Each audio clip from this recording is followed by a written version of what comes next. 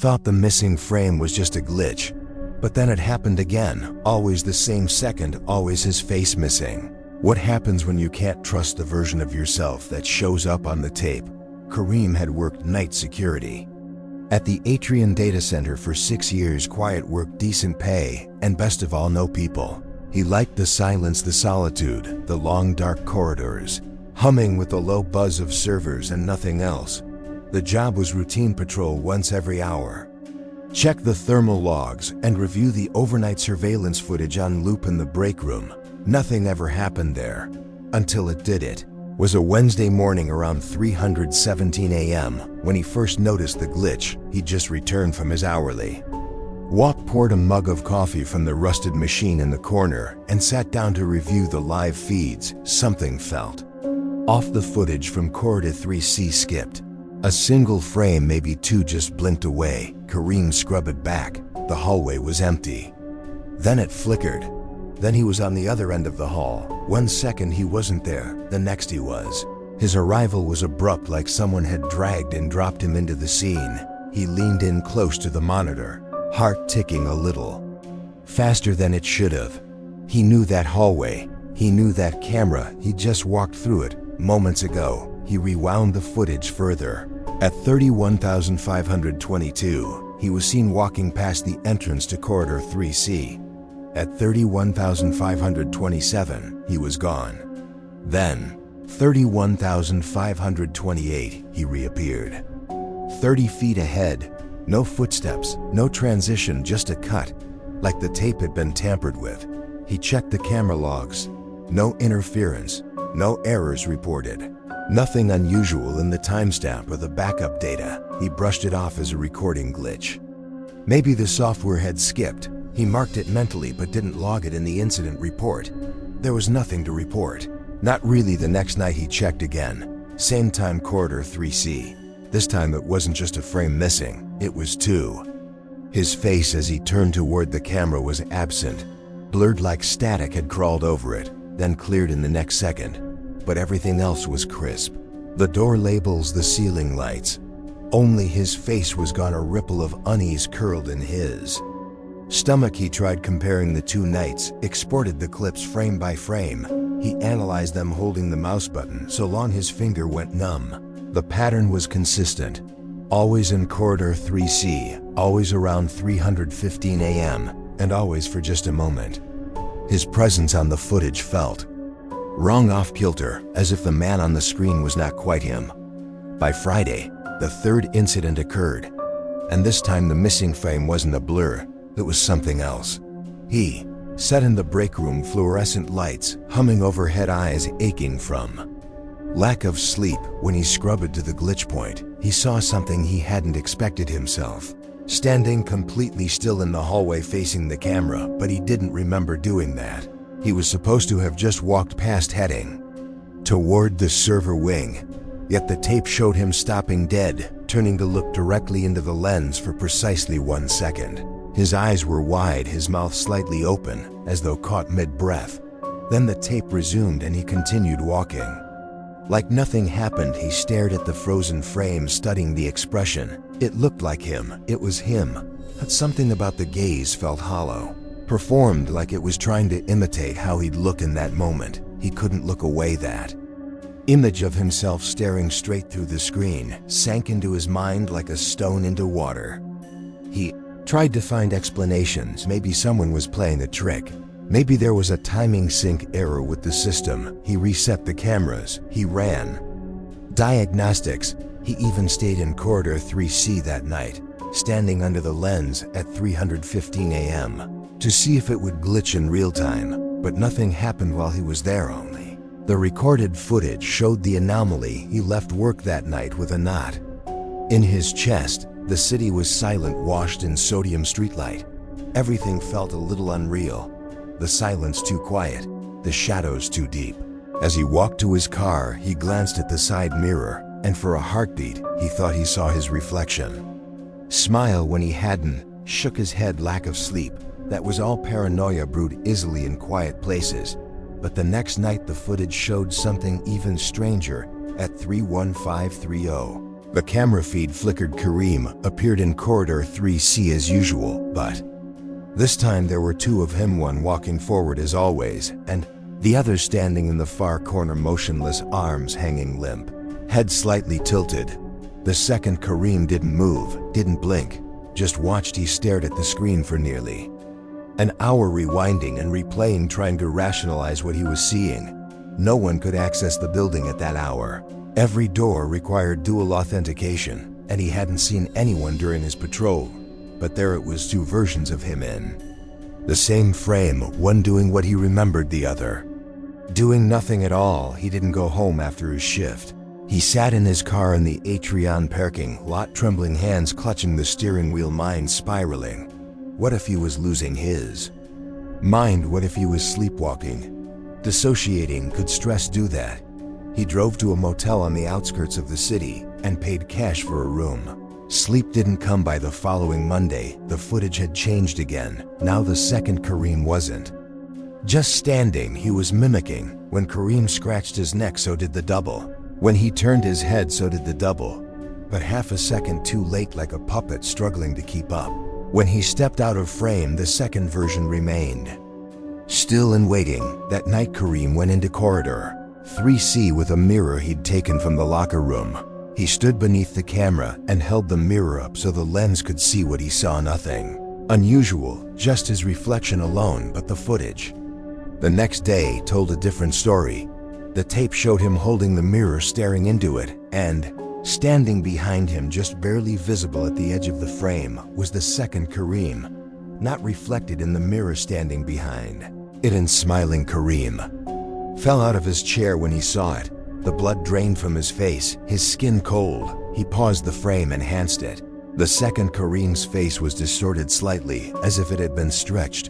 His eyes too large, his mouth curved at an unnatural angle, too wide, too toothy. He left the Atrion building midshift, didn't clock out, didn't turn off the monitors. He drove until the city lights faded behind him, and he was on an empty highway with no destination. He tried not to look in rearview mirror, but curiosity broke him, and he glanced up once. The back seat was empty, and yet for a flicker of a second, he thought he saw the curve of a face watching him from the darkness. The next day, the footage showed something terrifying. He hadn't been there, not the real him anyway. The cameras recorded his entrance into the building, his patrol routes, his coffee break. But he hadn't come in that night. He hadn't returned at all, and yet there he was doing all the usual things, punching in with his badge, walking the halls, even sitting at the break room table sipping coffee and reviewing footage, just like always, only this time his eyes never blinked, not once. The building's logs showed his card used at the entrance, the vending machine registered a coffee purchase under his ID. Kareem sat in a rented cabin in the woods far from the city, staring at his laptop. He'd pulled the footage remotely through Atrion's access portal, watching frame by frame. He began to question everything. Was he the original? Was he real? Or had something taken his place and left him behind? He checked the security feed again. Corridor 3C 315. Copy, if that's what it was. Walked slowly through the hallway, stopped beneath the camera, and looked up. It raised one hand and waved. Kareem slammed the laptop shut and hurled it across the room. It hit the wall, cracked, and fell to the floor. He didn't sleep for 3 nights when he returned to the Atrion building. It was with the intent to destroy the tapes. He would erase every backup, wipe every server, and burn the footage to ash. But when he entered the building, he noticed something odd. The guards at the front desk looked confused to see him. "You're still here," one of them said. "What do you mean? You just came in like 10 minutes ago. Said you forgot your ID upstairs." Kareem felt the cold rush down his spine. He bolted toward the security office. The chair was still warm, the coffee mug still full, and the monitors, they showed him sitting there sipping calmly. He reached out to the monitor, hand trembling on the screen. The other Kareem turned his head and looked straight into the lens, then stood up in the reflection on the monitor's glass. Kareem saw the door behind him start to open. He didn't wait. He ran. He didn't know if he screamed. He didn't know if the thing followed. He drove until sunrise, heart beating like it wanted to leave his chest. He didn't remember the drive, only the fear, the taste of metal in his mouth, the sound of his own breath. Ragged and panicked, he checked into another motel, paid with cash again, and sat in the bathtub for hours, fully clothed, waiting for the knocking on the door that never came, but he knew it would eventually. And sure enough, 3 days later it did. 3 soft knocks, followed by his own voice on the other side. "I just want to talk." He didn't answer. The voice spoke again. "I'm not here to hurt you." Another pause. "You left me behind, I had to fill in. I had to become you." Kareem curled into himself, teeth clenched. "You're tired, I get it. It's hard keeping the routine. Let me take it from here, I'm better at it now. I understand the tapes. I understand the gaps I fit." He stuffed his ears with his thumbs and whispered to himself over and over, "You're not real, you're not real, you're not real." But the voice kept speaking, patient, calm. "We can share, or you can disappear." Just like the missing frame. The knocking stopped, silence followed, but deep down Kareem knew he wasn't the original anymore. He was the glitch.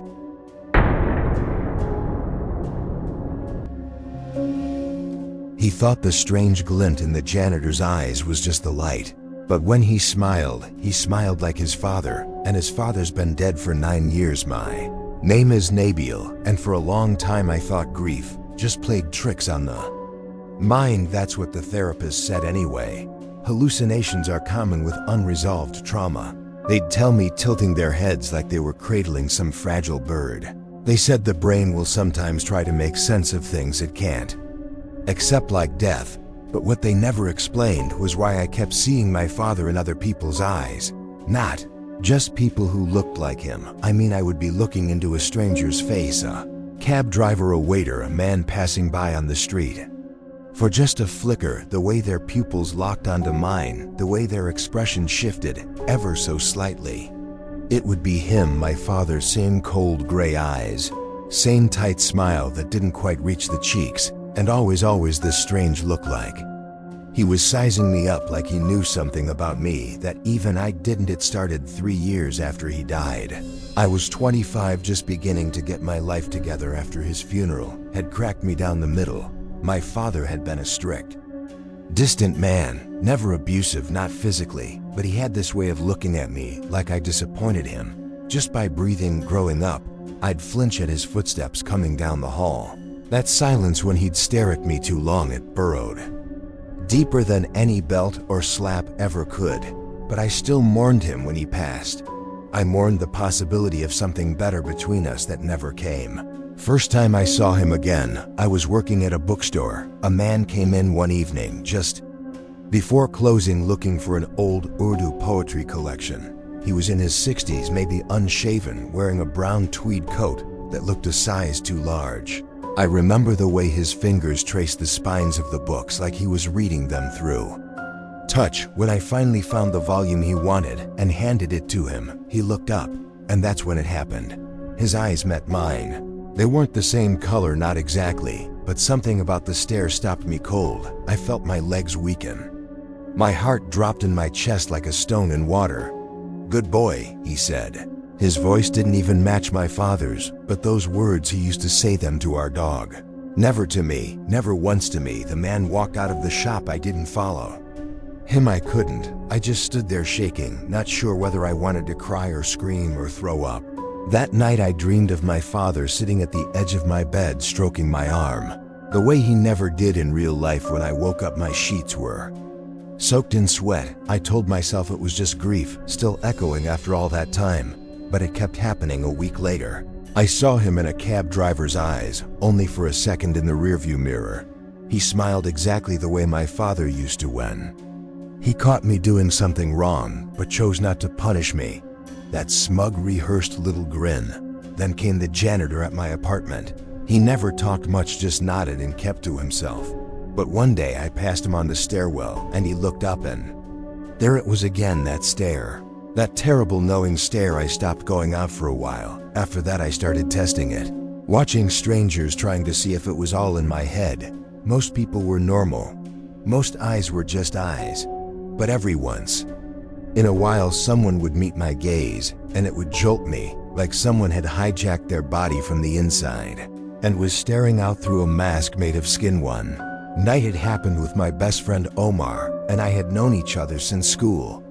He was the closest thing I had to a brother. We were sitting in his apartment playing a game and drinking, when he suddenly turned to me mid-law and just stared. I can't explain it better than this: something slipped behind his eyes, like a light, going out and in its place. Him, my father, the same look he had when he'd catch me lying as a kid. That dead patient stare. I froze. I couldn't speak. My skin prickled with the kind of cold that doesn't come from the air. Omar blinked, and just like that, he was himself again. He didn't even notice anything was wrong, but I went home and blocked his number the next morning. After that, I started isolating myself. My apartment became a kind of bunker. I ordered groceries online, took freelance jobs, talked to no one unless I had to, but it didn't stop delivery guys, neighbors, a teacher I passed walking near the university. My father's eyes, his smile, his expression, always fleeting, always gone before I could question it, like he was mocking me from behind borrowed faces. The worst moment came 6 months ago. I was walking through a park just needing some air. I kept my head down, but a man was sitting on a bench with a newspaper, glancing at people as they passed. I avoided him, gave him a wide berth, but just as I stepped past, he cleared his throat. That was all it took. Something in the sound made my stomach knot. Nabil, he said my name. No question, no hesitation. I turned around and stared. It wasn't my father's body, but the look, the smirk was identical. I didn't raise you to be afraid of your own shadow. I ran full sprint. I didn't look back until I was in my apartment, bolted in with every light on. My hands were shaking so badly I dropped my keys twice. I cried for the first time in years. Ugly, choking sobs that tore out of me like an animal breaking through a cage. That night I scoured the internet. I didn't even know what I was looking for: doppelgangers, possession, visual hallucinations, psychological projection. Every answer was too clean, too logical, or too ridiculous to believe. But nothing explained the voices the way they knew things, personal things, secret things. My father had never told anyone about the time he found my drawings and burned them, saying men don't waste time with fairy tales. But one of them, a hotel receptionist, he said to me while handing back my card, "You're still sketching monsters, aren't you?" That broke something inside me. Became convinced that my father hadn't just died. He had leaked like ink spilled in water, staining everything. Maybe it was the way he died. A sudden stroke alone, face down in the dirt outside our house. Maybe something about the violence of it cracked reality just wide enough to let him linger. Not his ghost, not his soul, something deeper. The shape he carved into the world just by existing. I started recording the encounters, keeping a notebook, writing down who I saw, what they said, how long it lasted. There was no pattern, no common feature or place. It could be a man in a suit, a teen delivering pizza, an old beggar shaking a cup of coins. It was like he was trying out faces, testing which ones fit best. Eventually, I stopped sleeping altogether. I'd see his eyes in my dreams, sometimes sewn into the heads of strangers, sometimes floating in the dark like fish under ice. Once I woke up and found my apartment door wide open. Nothing was missing, nothing moved, but the air smelled faintly of my father's aftershave, that same harsh citrus stink he used to wear to Friday prayers. A week ago, I did something I swore I wouldn't. I visited his grave. It was overgrown, neglected. The stone was cracked down the middle, like it had been struck by something. I stood there for a long time, not sure if I was supposed to pray or scream, but something compelled me to speak. "What do you want?" I asked the grave. "Why can't you leave me alone?" The wind answered. "I swear to God, I swear." The breeze that rustled through the trees whispered back, just faintly, "Because you remember." I stumbled back, nearly fell. I didn't hear it again. But I understood. I remembered him, not the man others saw, the polite, stoic father, but the one who punished silence with silence, who once made me kneel on rice for crying too long, who never once said, "I love you," not even when he was dying. He wasn't haunting me because he missed me. He was feeding on me, on the memory. As long as I remembered, Who he truly was, some part of him could keep slipping into the world, into others. I don't know what's real anymore. I've taped over the mirrors in my apartment.